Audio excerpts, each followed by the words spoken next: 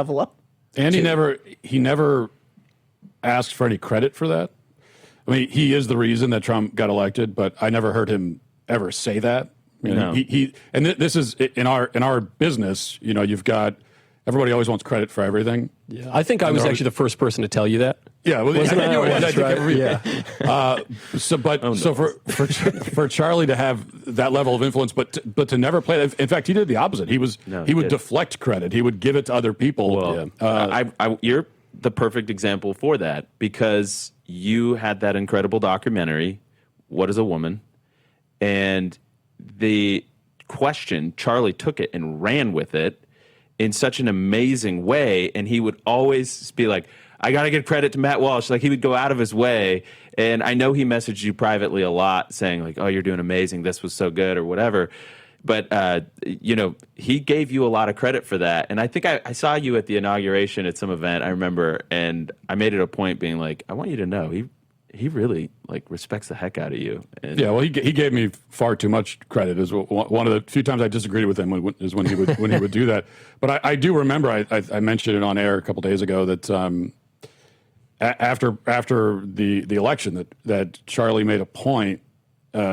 I mean, he had just had this huge victory that he was the pivotal player in it, and he made this point of putting out a tweet to give me some small token of credit because of on the trans issue, and I just remember thinking again that's too much credit, but also nobody does that in this business. No one ever, especially when you just had a huge victory and you're thinking, who can I give this credit to so it's not going to me? No one does that. He's like one of the very few guys I know who did that. I'll give you an insight on that because, you know, there was a lot of people that would chirp at Charlie or attack, and you had to be, I mean, you know, a certain level of doing something wrong for him to name you, to put you, to name check you.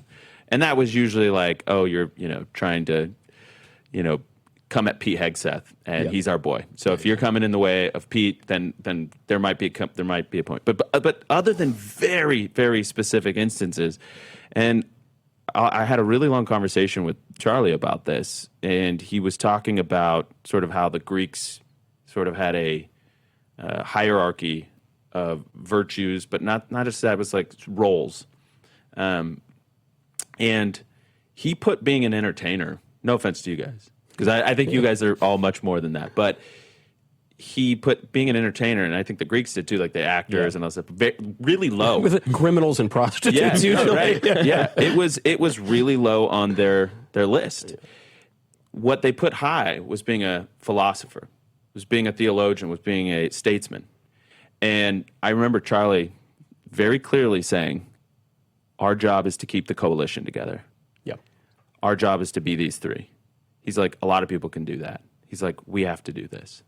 Because, you know, it was so easy and so tempting to get infuriated when these pot shots would come over and nobody knew the work that we were doing and he was doing behind the scenes to sort of like assuage this person or bring this person back or, you know, make sure that they felt, I mean, there was a lot of that going on. But to me, that is the skill. And actually that is different from, certainly than entertainment. It's even different from philosophy. There are a million dime store philosophers, a lot of people who have a brilliant idea and just ask them, you know, and they'll give you their white paper on it. There are very, very few people who can build a coalition and fewer people still who can maintain a coalition. The only other example I can think of in modern politics is Trump, who holds these disparate parts together. And Charlie was the glue. It is unbelievable. The friendships he could maintain, the pieces that he could broker for the common good, for a common purpose, that there is simply no comparison. And when you're looking at elections, when you're looking at moving the ball forward in the country, it was the most important thing. I totally agree. And I promised you guys by the way, that was like a very Charlie thing, because Charlie would always be like this. And every so often I'd catch him where he wasn't like fully like tuned in and be like, yeah, that was great. Anyways, we'll be right back.